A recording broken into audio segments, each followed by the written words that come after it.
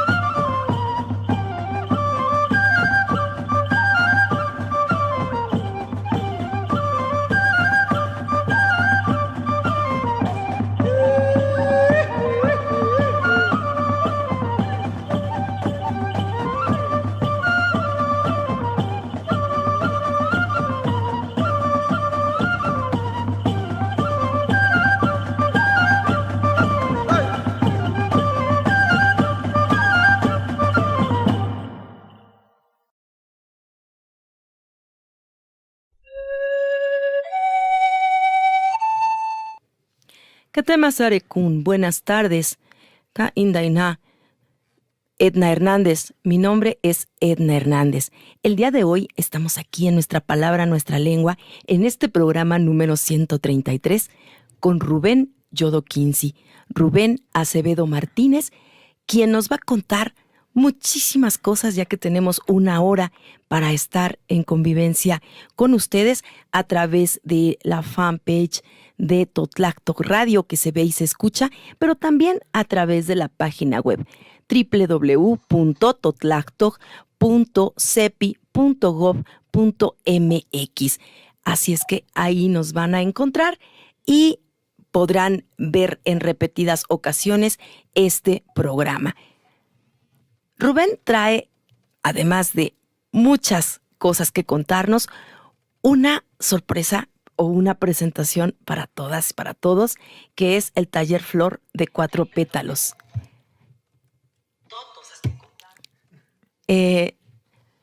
Como ustedes pueden ver, nosotros mismos hacemos nosotros mismos hacemos la difusión de nuestro programa. Si ustedes gustan, ayúdenos, copien, peguen, compartan con sus amistades y, por supuesto, regálenos sus saludos y sus comentarios. Estamos aquí en la cabina de Totlactoc Radio, en el segundo piso de la CEPI, en el corazón de la Ciudad de México, en este espacio específicamente realizado para comunidades migrantes, para comunidades de pueblos originarios, indígenas y afromexicanos. Maestro Rubén, ¿estamos listos? Claro que sí. Muy bien. Bienvenido. Muchas gracias. Bueno, ¿por dónde empezamos? Tú plantea la pregunta y yo trataré de responder. Maestro, las personas que tenemos el gusto de conocerte sabemos que tienes una trayectoria muy amplia dentro de la música y dentro de la música que se realiza con instrumentos de reminiscencias prehispánicas.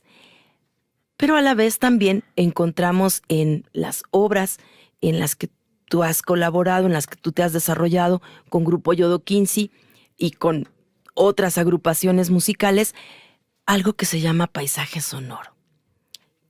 Entonces, cuéntanos, para ir entrando en materia, ¿cómo comienza ese interés?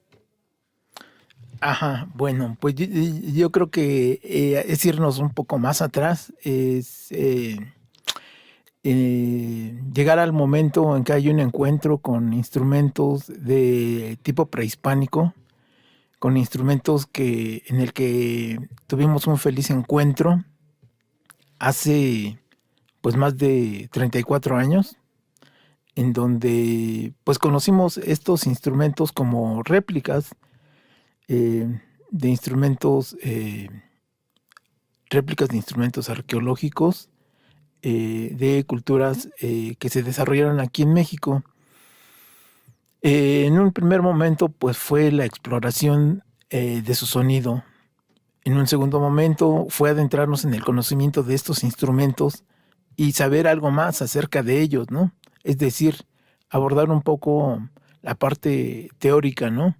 Y cómo otros investigadores se han dedicado al estudio de estos instrumentos y cómo los han clasificado y toda esta parte ya más académica y teórica.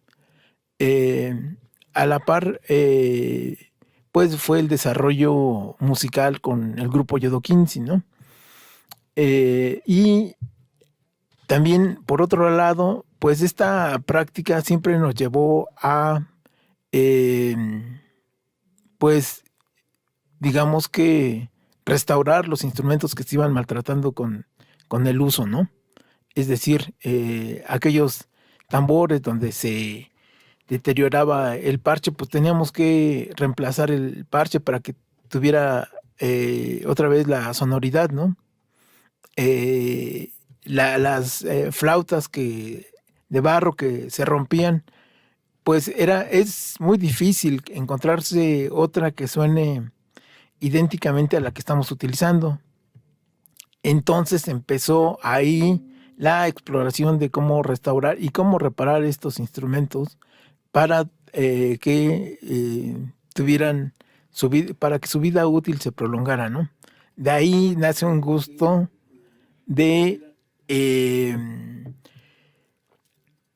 hacer que las cosas que se rompieran siguieran funcionando, ¿no? O volvieran a funcionar, ¿no?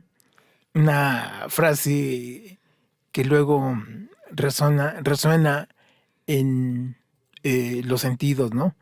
Y se queda ahí resombando por mucho tiempo, ¿no?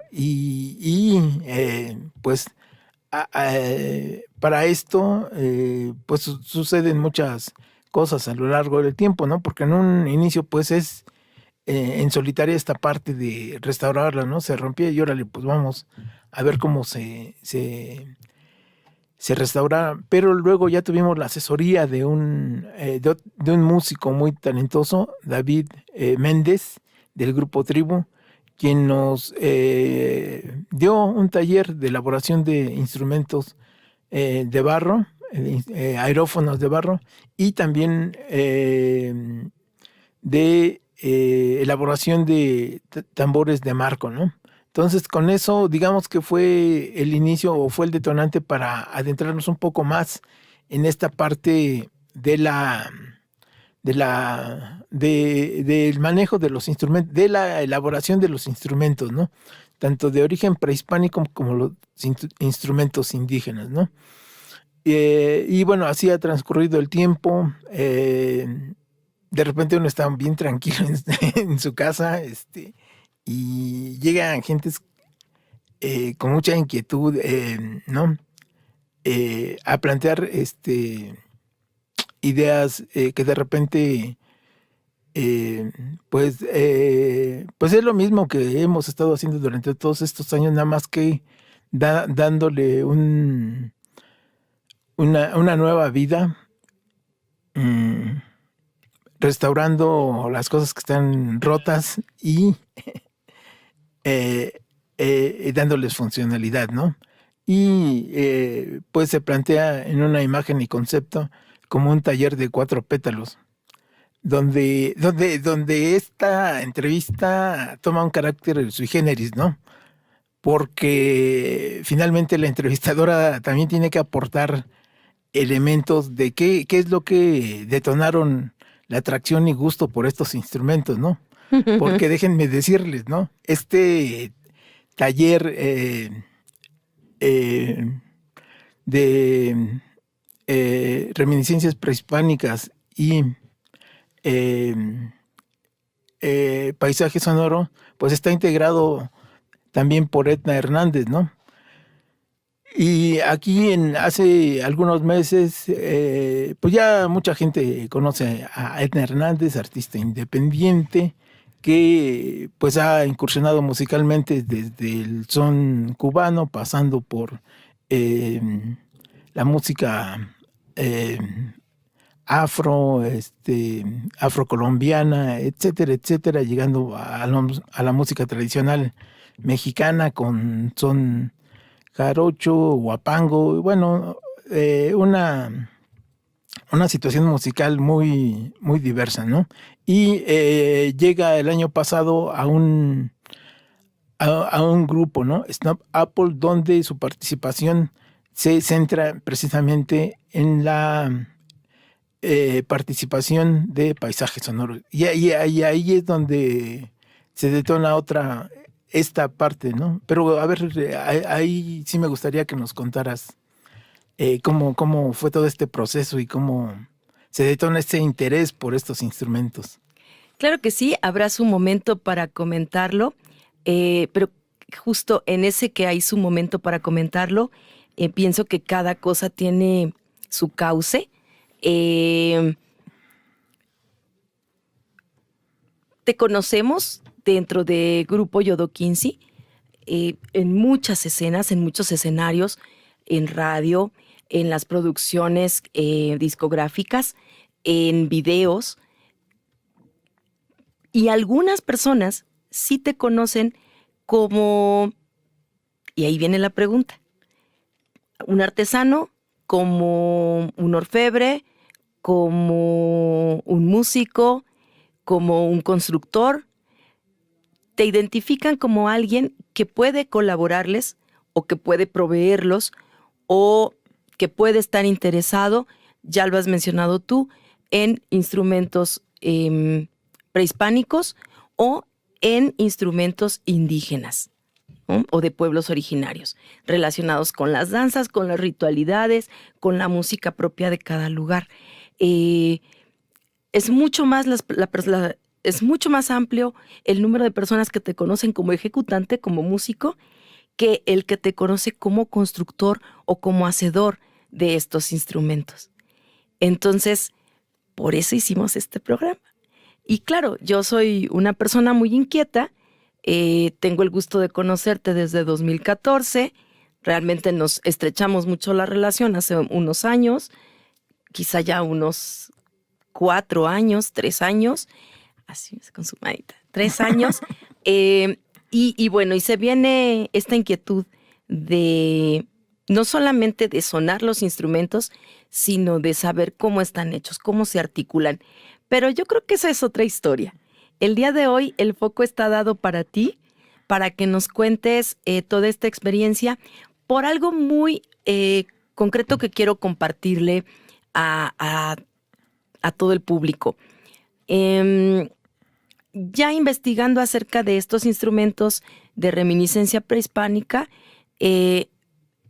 identifiqué, me encontré en Argentina una orquesta que toca con esos instrumentos, pero también me encontré una licenciatura, una carrera profesional a nivel universitario en la UFRA, en Argentina, y me pareció muy interesante. Y yo le pregunto a alguien con una trayectoria de 34 años, ¿qué piensa? ¿Cómo fue tu momento? Fíjate, ahora en el 2022 nos encontramos con una universidad en un país que está en el cono sur, que dedican una licenciatura a desarrollar todo este tema. Nosotros vivimos en un país muy diverso, 68 distintas culturas ahora tenemos registradas con distintas lenguas, con distinta filosofía, con distinto pensamiento, habitan este país. Y tenemos algunos vestigios muy antiguos de flautas, de tambores, de sonajas, de distintos tipos de sonajas, de atuendos que se usan para la danza y para la ritualidad o para la música popular, que siguen en uso. Es decir, nosotros tenemos al mamut y lo tenemos caminando, ¿no? Está vivo. Vemos, o sea, no solamente pensamos en mamut, sino lo vemos andar. Eso es lo que pasa con nosotros y nuestras culturas, que son culturas vivas. Entonces, de ahí sale la pregunta y la invitación a este programa. Y preguntas con respecto al taller Flor de Cuatro Pétalos. ¿Qué es para ti encontrarte después de una trayectoria tan amplia, de 34 años, donde tú eres una persona que manejas barro, madera, cuero, conchas, distintos tipos de semillas? ¿Qué es para ti encontrarte en el aquí y ahora con estas propuestas tan formales y con toda, a lo largo y ancho de México y del continente, con todas estas expresiones de talleres, de construcciones locales? ¿Qué es para ti este movimiento?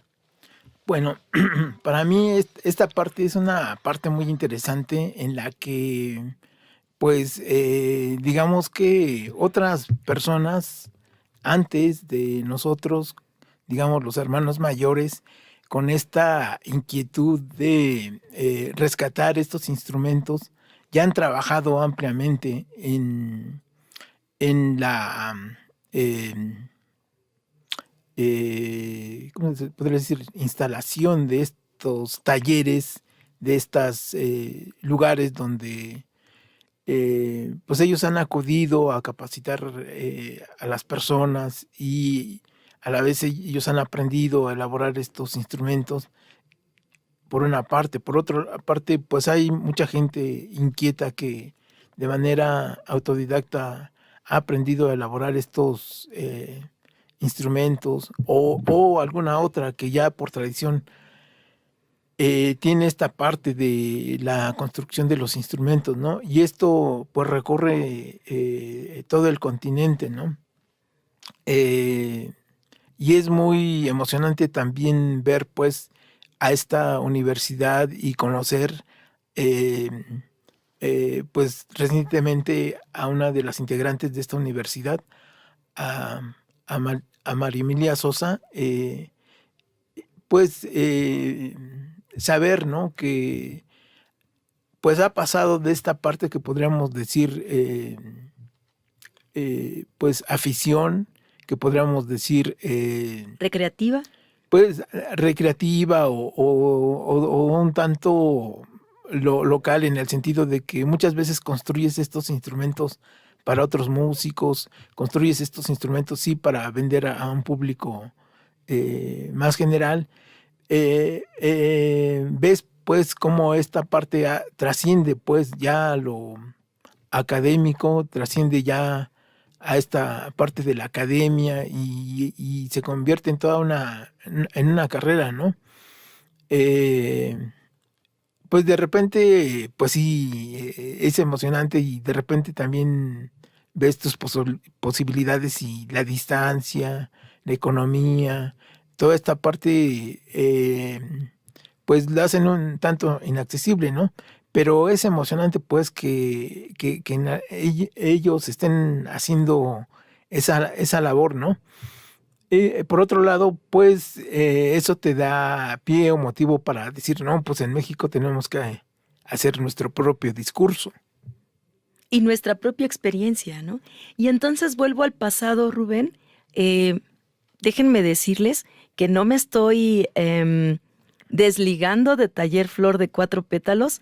En algún momento yo también les voy a contar algo de cómo surgió esa idea tal, pero sí me parece muy importante tu voz, tu testimonio, ya que hoy se llama Taller Flor de Cuatro Pétalos, pero tú tienes 34 años en esa práctica. Así ¿no? es.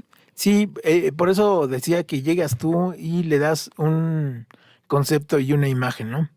Esta situación, pues, pues es básica, pues en todos los proyectos. De repente uno está con sus afanes haciendo y no le da esa importancia. No, pues sí, ¿no? Pues estamos ahí elaborando, la gente acude, viene, adquiere algún instrumento, nos llama, damos algunos talleres en diversos lugares que van desde pues que dicen eventos culturales, reclusorios, personas interesadas, y así, ¿no? Pero llegas tú y le das un nuevo imagen y concepto y se empieza a desarrollar toda esta parte. Bueno, recientemente, ¿no? Empezamos a desarrollar toda esta parte, ¿no? Y pues ahí va, ¿no? Pero yo digo que es importante, pues, porque hoy es el momento adecuado y el lugar correcto de que le platiques al público esta parte, ¿no? Y porque, porque no se tiene que quedar ahí nada más en ti, ¿no? Y es eso, ¿no?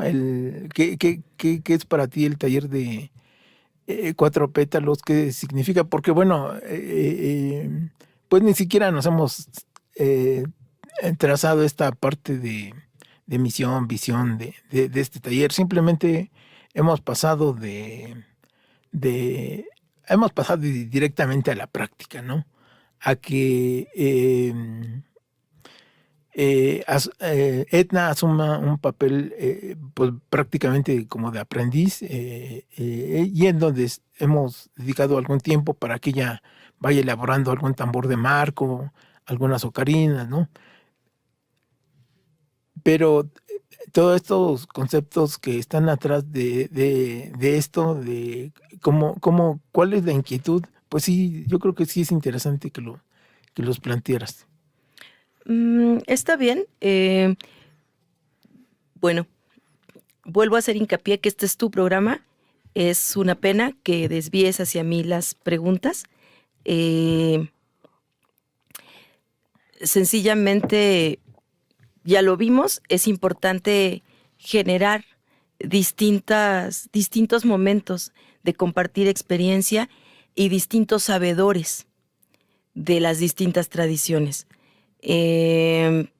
A mí la verdad es que me voló la cabeza empezar a trabajar con cosas que en apariencia son ordinarias, como maderas, como cristales, rocas, artículos de barro, o cosas que de repente pueden ser muy inmediatas, como un palo de elote, no sé, cantidad de cosas que de repente hemos estado usando para la elaboración de instrumentos, y entonces justo tener los instrumentos, hacerlos sonar y evocar el viento, las aves, evocar el agua, evocar emociones, y que pueden ser de repente a través de campanas muy cristalinas o de sonidos muy profundos del tambor. Me parece que todo este tema de paisajes sonoros es muy profundo y que toca todos los espacios de la vida del hombre o de la vida de las personas. Entonces de ahí surge mi interés, pero te comento, no es mi entrevista, es la tuya. Entonces, a mí me parecería muy interesante, salvo que en este momento me digas que no, y se vuelva más una charla y ya no una entrevista, porque justo tenemos pues 34 años de trayectoria. ¿Qué pasaba hace 30 años? Ahorita es, por ejemplo, buscando en Google o buscando en Facebook, tú te encuentras a lo mejor 15 distintas formas de elaborar un silbato de barro. 10 estrategias diferentes de cómo hacer un tambor de marco. X cantidad de videos en donde te dan instrucciones de cómo tallar la madera o cómo preparar sonajas de distintos tipos. Porque tenemos un acceso a la información desmedido y hay de todas las calidades de actividades, ¿no? Desde actividades muy sencillas o de pasos muy grandes pensadas en niños, pequeños, y entonces hay una latita y sus semillitas y un palito, y entonces ya hicieron su pequeña sonaja, o también cursos muy completos en video, muy grandilocuentes, sobre todo ahora con la pandemia, pues ya tenemos prácticamente 2 años haciendo cosas a través de las redes y de las plataformas digitales. Justo también la radio comunitaria y la radio educativa se ha disparado en actividades en estos 2 años y se ha superpoblado. Entonces, por esa razón es que insisto en preguntarte esta historia. ¿Cómo fue para ti? ¿Cuándo decides que vas a hacer eso y no otra cosa? Porque podrías haber sido rockero, haberte dedicado al pop, a la salsa, al canto nuevo, porque además era el momento en que todas esas escenas estaban surgiendo en la Ciudad de México y tú estabas ya radicado en la Ciudad de México, ¿no? Entonces, ¿cómo se da este camino tan particular que te lleva a ti, a Rubén Yodo Quincy, identificar que te gusta hacer que aquello que está roto se recupere y que lo haces además a través de la música, a través de estos silbatos, a través de estas sonajas, a través de tambores? Creo que estamos hablando de 2 panoramas muy distintos y cómo se va transformando ese panorama. Si tú quisieras, conversamos eso, y si no, tú me pones los temas. Sí, por supuesto. La respuesta a tu pregunta no tiene fecha, ¿no? No es que yo haya decidido en un momento determinado dedicarme. Yo creo que sí fue el trabajo relacionado con el grupo Yodo Quincy el que pues me fue llevando de la mano a realizar todo este trabajo, ¿no?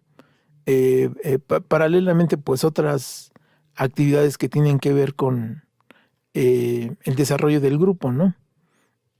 La difusión, la promoción, ¿no? Pero también de la mano, pues la construcción y la elaboración de los instrumentos, ¿no? En un momento, pues lo haces así para rescatar tus propios instrumentos, ¿no? Luego, pues ya poco a poco, pues vas haciendo instrumentos para incorporarlos al grupo, ¿no? O en otro momento, pues haces instrumentos y los pones a la venta, ¿no? O algún músico ve los instrumentos y te encarga estos instrumentos, ¿no? Pero digamos que fue paulatinamente, ¿no? No, y tampoco fue una decisión de que a partir de este momento yo voy a ser músico de instrumentos prehispánicos y constructor de instrumentos. No, fue algo que se fue dando poco a poco. Yo creo que casi es la misma historia que Yodo Quincy, ¿no? Nos fuimos acercando paulatinamente a los instrumentos, a conocer su sonoridad, a conocer acerca de los instrumentos, ¿no? Y al cabo del tiempo algún día nos comentaron, oiga, ¿y ustedes cuándo celebran su aniversario? Pues quién sabe, no sabemos ni cuándo fue nuestro arranque, ¿no? Pero finalmente pues decimos, no, pues la primera vez que Yodo Quincy sale a la luz pública es en un programa de radioeducación, ¿no? El 16 de octubre de 1987. Bueno, pues pongámosle que ese fue nuestro arranque, ¿no? Nuestro punto de partida. Pero hay un antes, un mucho antes y un mucho después, ¿no? Pues cuéntanos todo eso, por favor. Pues sí. Porque el día de hoy comenzamos el programa con una pieza que tú elegiste. Ajá. ¿Por qué elegiste esa pieza para comenzar? ¿Por qué elegí esa pieza? Pues porque tú me planteabas que eligiera unas piezas que tuvieran que ver con que esas piezas detonaran que me dedicara yo a la música. pero bueno, la conversación fue muy corta y no pude en ese momento elaborar una respuesta a eso, ¿no? Sino ya cuando estaba elaborando la selección de esas piezas musicales, pues me di cuenta que no fue escuchar música lo que me llevó a la ejecución de estos instrumentos y de la música, y mi acercamiento a la música, ¿no? Porque la música que uno empieza a escuchar, pues no es precisamente esa música, ¿no? Sino es en la convivencia con la familia, con los hermanos mayores, que empiezas a escuchar la música popular, ¿no? Y pues ahí quedan como referencia las canciones de Javier Solís, de Pedro Infante, de Los Panchos, de toda esta parte que escuchas en el entorno familiar, ¿no? Pero llega un momento en que tú desarrollas tus propios gustos, tus propias aficiones, y entonces empiezas a acompañarte en tu vida de otras músicas, ¿no? De otras músicas que tú vas eligiendo, ¿no? Y no por eso son el detonante para que tú te dediques a las músicas. Elijo esa pieza de la flauta indígena a través de los siglos de los calchaquis, porque fue uno de los primeros discos que escuché en esos años en relación a estos instrumentos. Digamos que ya estábamos inmersos en esta búsqueda de las sonoridades de estos instrumentos, de estos aerófonos de barro y de estos instrumentos prehispánicos como el huehuet, como el teponaztle, y me encuentro con este disco, ¿no? Entonces, en esta parte de la selección, pues pensé, bueno, ¿qué estaba yo escuchando hace más de 30 años, ¿no? Y automáticamente recordé ese disco, ¿no? No, ni siquiera me aprendí las piezas, ¿no? Pero sí en el momento lo escuché con mucha atención, ¿no? Miren qué interesante, ahora sí me dieron ganas de hablar. Porque pues somos más o menos contemporáneos, más o menos andamos ahí. Rubén es mi hermano mayor, por decirlo de alguna manera, pero no tan mayor. Y también, igual que él, me tocó un fuerte movimiento de la música folclórica y del canto nuevo. Y entonces había instrumentos que estaban presentes, te los encontrabas en muchos lugares, los discos sonando, por supuesto el Cóndor Pasa, Chacaimanta, la fiesta de San Benito, a través de grupos que venían del sur de América y después con grupos que surgieron en México, pero que evocaban esas músicas, que se vestían, que tenían esos instrumentos. A mí la verdad me parecía que eran como cajas cerradas. O sea, me parecían fantásticos, pero no pensaba que yo iba en algún momento a tocar con uno de esos instrumentos, que yo iba a ser ejecutante de esas músicas. Lo veía como algo extraordinario que gente extraordinaria hacía. Nunca pensé que yo iba a tener una flauta, a tener unas chascas o unos huesos de San Juan. O sea, digo, la verdad es que si en ese momento alguien me hubiese preguntado, quizá yo sí lo soñaba y sí lo anhelaba, pero me parecía tan extraordinario que jamás pensé que sucedería, ¿no? Ya ven, la vida tiene muchas vueltas, tiene muchos vericuetos y uno se encuentra a distintas personas. Para mí sí fue muy importante Jorge Reyes, aunque él usaba tecnologías y muchas cosas, luces, y era grandilocuente, eran grandilocuentes las presentaciones de Jorge Reyes en el espacio escultórico. Y por supuesto me impresionó mucho también el trabajo de Tribu, ¿no? Me parece que esos dos como estas dos formas de habitar la escena musical con estos instrumentos de reminiscencia prehispánica y con toda una actitud y vestuarios y todo un concepto, para mí fueron detonantes. Muy, muy recientemente es que yo conozco a Antonio Cepeda. Sí. Y realmente, aunque lo había escuchado nombrar, llegó a él a través de ti, Rubén, por ejemplo. Sí, Antonio Cepeda también es un músico ya con muchos años de trabajo musical con este tipo de instrumentos, ¿no? Y precisamente otra de las piezas que seleccioné, bueno, no piezas, sino música que seleccioné, fue la de Antonio Cepeda, Templo Mayor, ¿no? Y la seleccioné porque también forma parte de esta historia en un sentido en el que en la búsqueda y el interés de estos instrumentos, pues te acercas a los músicos, ¿no? A ver su trabajo, a ver qué están haciendo.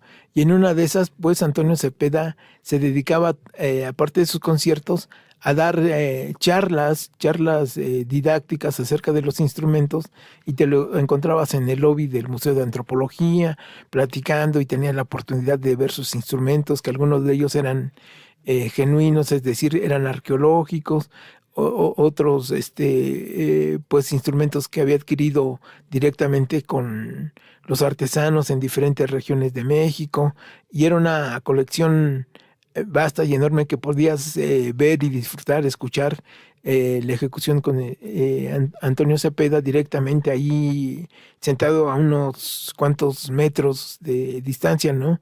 Y escuchar su plática y qué eran, cómo se llamaban, qué situación, de qué situación venían, ¿no? Si eran prehispánicos, si eran indígenas, dónde se encontraban y toda esta parte, ¿no? Que pues para nosotros era interesante seguir conociendo acerca de estos instrumentos, ¿no? Eh, eh, pues es precisamente esta parte, ¿no? Y como va el camino, pues llega uno con los hermanos mayores, con Tribu, a conocer también su trabajo, y hay sí una relación más cercana, una relación de amistad que ha perdurado por muchos años, en donde ellos, a la vez de que son los hermanos mayores, se convierten también en los maestros, ¿no? En las personas en las que te puedas acercar, en las que puedes plantear tus dudas. Pues recuerdo, ¿no? Que la primera persona con quien más nos acercamos fue con Gilberto Chávez. Y esto casi convirtiéndolo en el productor de un cassette, ¿no? Es decir, él nos orientó del inicio al final de cómo realizar un cassette, ¿no? Cómo producirlo, ¿no? Sí, claro, nosotros nos encargamos de todas las tareas, ¿no? Pero él nos iba diciendo paso a paso qué es lo que teníamos que ir elaborando, ¿no? Y estas sesiones o estos encuentros, pues se realizaron ahí, donde acudían cotidianamente en las escalinatas de ahí del patio del Museo de Antropología, ¿no? Al término de cada sesión de música que hacían, pues nos acercamos a platicar con él y nos iba orientando, ¿no? Es que justo eso sería interesante mencionarle al público, que durante distintas temporadas Grupo Tribu hizo presentaciones justamente en el Museo de Antropología, y usaban también danza, música, palabra, rapel, ¿no? Era realmente pues momentos muy interesantes, y quizá envueltos en el mismo edificio, en el mismo lugar en donde se realizaban, pues las personas que nos acercábamos quedábamos impresionadas, ¿no? Un trabajo de mucha calidad y que reunía distintos factores escénicos, no solamente la música. Y uno de esos factores escénicos era justamente llegar y ver los instrumentos en vivo y sonando, ¿no? Ujú. Es hasta la fecha, cuando Grupo Tribu llega, cuando Yodo Quincy llega e instala su set de percusiones, de sonajas, de tambores, híjole, pues sí, uno abre los ojos con sorpresa, porque lo mismo te encuentras carpachos de tortuga, cuernos de venado, piedras de obsidiana o de otros tipos, distintos tipos de conchas y caracoles. Híjole, a ver, ¿qué más te encuentras? Más o menos como ¿cuántos instrumentos tiene Grupo Tribu? Perdón, Grupo Yodo 15. Pues, bueno, no tenemos, para empezar, no tenemos ni siquiera un catálogo de los instrumentos que tenemos, ¿no? Es decir, no tenemos ni la cuenta de los instrumentos, pero pues sí, efectivamente varían tambores de diversas procedencias, en una infinidad de sonajas, una infinidad de aerófonos, entre flautas, ocarinas, silbatos, de diferentes procedencias y de diferentes orígenes en cuanto a el maestro artesano o músico que elaboró estos instrumentos, ¿no? Y de repente uno cuando está, digamos, pues ni siquiera piensa en formando una colección, ¿no? Sino simplemente adquiriendo estos instrumentos porque se forma un gusto, ¿no? De ir adquiriendo estos instrumentos porque tienen, pues muchas veces tienen una historia detrás, ¿no?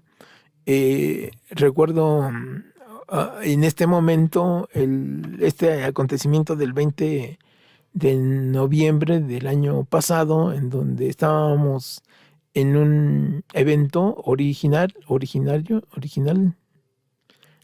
donde llegamos con el amigo Chester, y él sacó de su caja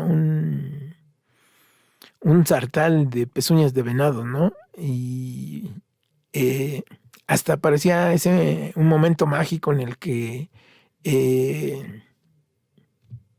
pues ese instrumento nos estaba esperando, ¿no? Para que se viniera con nosotros, ¿no? Sí, me acuerdo de ese día porque estábamos juntos, fuimos a hacer esa visita juntos. Tú ya habías estado un día antes. Ah, sí. Ya habías intercambiado y saludado y conversado con Chester. Yo no lo conocía, la verdad es que lo iba a ver la primera vez, un compañero Mayo. Y llegamos al día siguiente y tarán, aparece, ¿no? Aparece este sartal, cinturón, ¿no? Uh-huh. Que además ya había tenido uso, entonces no solamente era el cinturón en sí mismo, sino también pues toda la temática de que ya está bailado, de que ya ha sido usado para la ritualidad, ¿no? Uh-huh. Entonces, y tienes razón, las cosas pareciera que se acomodan y suceden específicamente cuando tienen que acontecer, no antes ni después, sino en el preciso momento. Y de repente pareciera que va uno acumulando instrumentos, ¿no? Y que pues finalmente la situación práctica de llevar a los conciertos pues no resulta, ¿no? Tienes que hacer una selección de esos instrumentos para llevar, pero quedan ahí como parte de una de unos de estos instrumentos que tú no sabes ni en qué momento los vas a ocupar, ¿no? Y así sucede, ¿no? Cuando nos hemos encontrado en alguna grabación de algún disco, principalmente, pues resulta que esos instrumentos salen a relucir, ¿no? No tienen una funcionalidad dentro de un concierto, pero sí en algún momento específico de alguna producción discográfica, ¿no? Ahora yo pienso que esos instrumentos en algún momento formarán parte de un museo, ¿no? Pero solo lo pienso ahorita. Pues hay muchas tareas que realizar. Justo acabas de darle también a uno de los factores que genera este taller Flor de Cuatro Pétalos, que es que al salir a encontrarnos con estos instrumentos, con sus distintos elaboradores, de repente tenemos piezas que son muy grandes, ¿no? Un palo de lluvia que mide 1,5 metros, un tambor que mide tales dimensiones. Y, por ejemplo, una persona como yo, de mi talla, de mi estatura y que además va a viajar, pues necesita una maleta ligera, pero a la vez muy bien provista de muchas cosas, ¿no? De distintas cosas que generen esto que se necesita. Y entonces empezamos a trabajar también dentro del taller Flor de Cuatro Pétalos con instrumentos pequeños, con instrumentos a escala.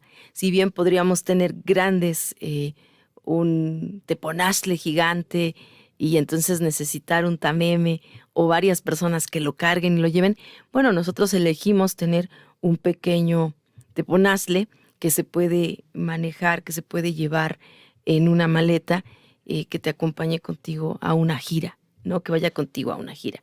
Y lo mismo, los distintos tipos de silbatos con distintas características sonoras, con distintos ocarinas o silbatos sencillos o flautas, pero que nos dieran todo ese color de voces que necesitamos, pero en pequeñito.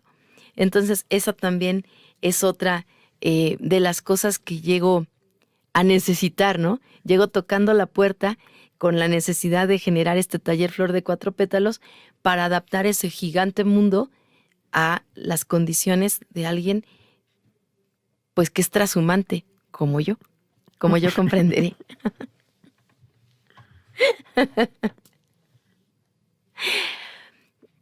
Con respecto a eso, bueno, yo les comento que a causa de mis necesidades es que trabajo con instrumentos pequeños. ¿Qué instrumentos son tus preferidos? Y no te hagas, más o menos como cuántos instrumentos tiene Yodo 15. Así a ojo de buen cubero. Pues que será unos 750, más o menos, ¿no? Pues sí, es una tarea pendiente que tenemos que hacer un inventario de los instrumentos que tenemos, ¿no?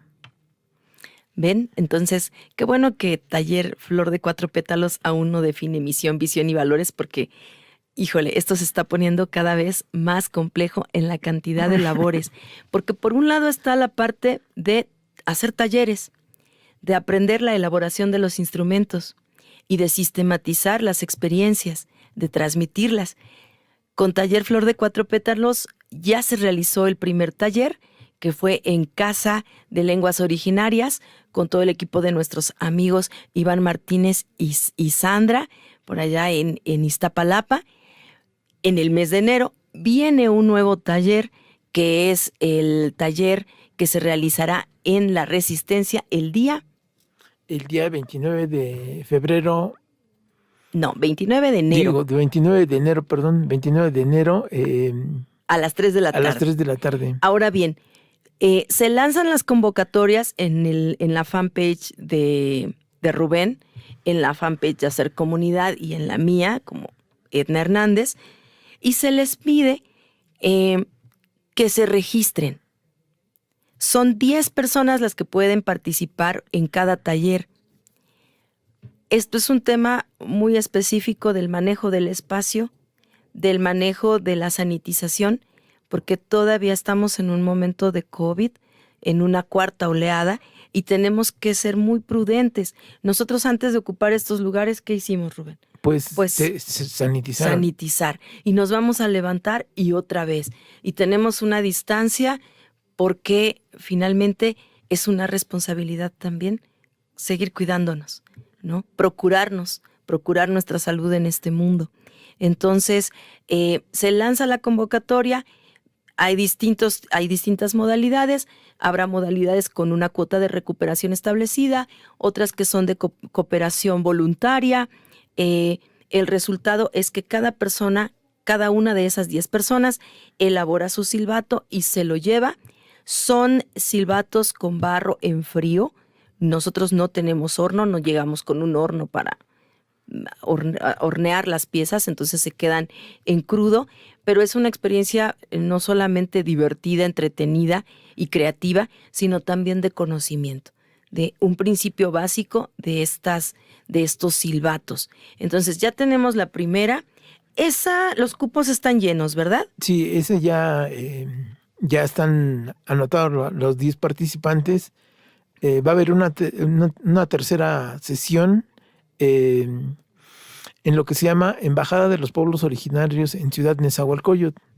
Esta va a ser el 12 de febrero a las 3 de la tarde, sábado 12 de febrero a las 3 de la tarde en Ciudad Neza. Ahí todavía hay lugar para la información.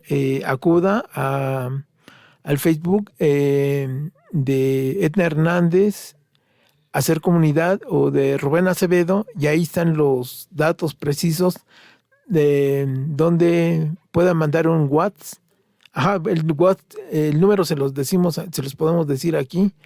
Es el 55 27 76 5141. Ahí, para inscribirse, lo único que tiene que hacer es mandar su nombre completo para anotarlo en la lista, ¿no? Y estar pendientes de los requisitos, ¿no? Que son muy simples. Llegar a tiempo, si el evento es de cuota de recuperación, donativo voluntario, y habrá otros que serán gratuitos porque están financiados por alguna institución de cultura, ¿no? Así es. Usted esté pendiente de esta información, y si le interesa, pues acuda e inscríbase. Algo que es importante es que estos talleres se están dando en distintas partes de la ciudad justamente para facilitar la transmisión de conocimientos. No estamos en un solo sitio, sino que se reciben invitaciones, muchas veces institucionales, otras ocasiones son de carácter independiente, de centros culturales independientes o pequeños lugares independientes. Lo único que pedimos es que tengan el espacio ventilado, suficiente para convocar a las 10 personas. Quizá en algún momento se tengan que convocar menos o se puedan convocar un poquito más, dependiendo de las condiciones de la salud en general.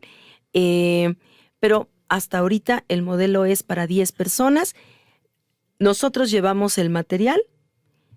El tallerista principal es Rubén y yo, como ya lo hemos comentado, soy la asistente, la aprendiz.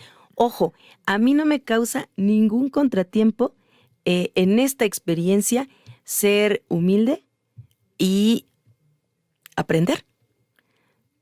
A la edad que tengamos, siempre podemos aprender algo, siempre puede sorprendernos algo y podemos vivir procesos de aprendizaje. Entonces, a mí me tiene muy complacida y muy tranquila tomar mi lugar dentro de los aprendices, dentro de las aprendices, y decir, aquí estoy, comenzando en esta ruta, en esta elaboración de estos objetos que no solamente me remiten al pasado, sino que también son parte de mi realidad actual y que me parecen de una belleza, a veces en su sencillez, una sonoridad, una sonoridad del sonido grandilocuente. Entonces, por esa razón es que yo insistía en que hoy no tenía que hablar tanto. Hoy el indicado es el maestro Rubén Yodoquinzi. Honor a quien honor merece. Y es alguien que ha construido sus saberes trabajándolos. El hacer haciendo, ¿no? Y ojalá que yo también pueda aprender a hacer haciendo. Muy bien. Maestro, se nos acaba el tiempo. Pues nos vemos en la próxima. Claro que sí, e invítenos, ¿no? Que sigan invitando al taller Flor de 4 pétalos. Después les contaremos por qué se llama así. Sigan con nosotros e iremos desenredando esa historia. Sí. ¿No? No es que inventemos el hilo negro, el hilo ya está. Y puede ser de muchos colores, no solo negro. Pero nosotros ahora estamos tirando de ese hilo. Ya les iremos contando qué encontramos en cada jalón. Así es. Y deshaciendo los nudos. O haciéndolos, ¿no? O remendando el hilo cuando se nos rompa. Muy bien. ¿No? Pues esta tarde estuvo con nosotros Rubén Acevedo, Rubén Yodoquinzi. Es un gusto tenerlo por acá. Y bueno, también déjenme contarles en este último minuto del programa que el maestro Rubén se integra también al equipo de trabajo de nuestra palabra, nuestra lengua. Él es un gran escucha de radio, conoce radios de todas las latitudes que se puedan imaginar, tiene amistad con distintos radialistas, con distintas personas que hacen radio comunitaria, desde Alaska hasta la Patagonia, y seguramente que vamos a tener muchos enlaces, muchos puntos de encuentro con otras latitudes, con otras experiencias de radio comunitario dedicado a culturas migrantes como son las nuestras, a pueblos originarios, a pueblos indígenas y afrodescendientes, no solo en México, sino en el mundo. Y a la música también, ¿no?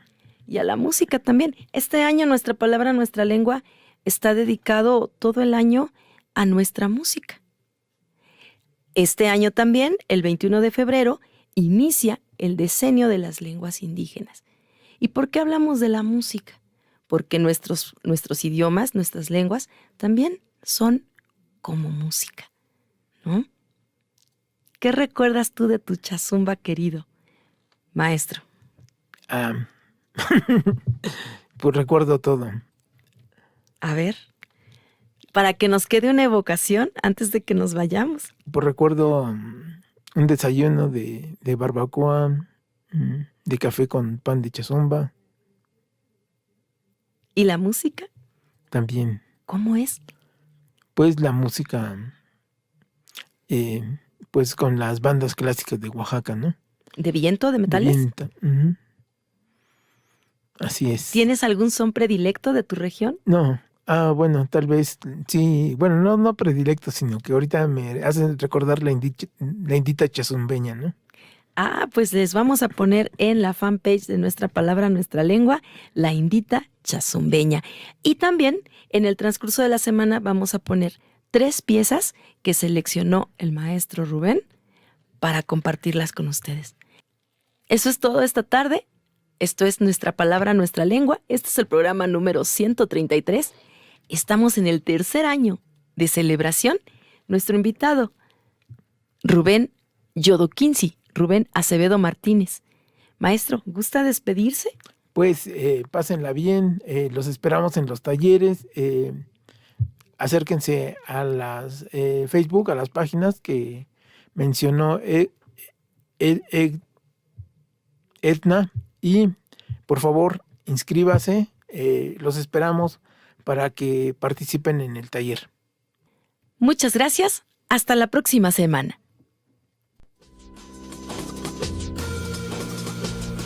Nuestra palabra, nuestra lengua. Una ventana a los diversos universos que conforman este país. La historia, el arte y la cultura de los pueblos indígenas y afroindígenas en voz de sus autores. Esta transmisión tiene fines exclusivamente informativos y ha sido modificado temporalmente con motivo del proceso electoral 2023-2024, en cumplimiento a lo ordenado en los artículos 41, base 3, apartado C y 134, párrafos 7º y 8º de la Constitución Política de los Estados Unidos Mexicanos, 209, numeral 1 de la Ley General de Instituciones y Procedimientos Electorales, 21 de la Ley General de Comunicación Social y 405 del Código de Instituciones y Procedimientos Electorales de la Ciudad de México.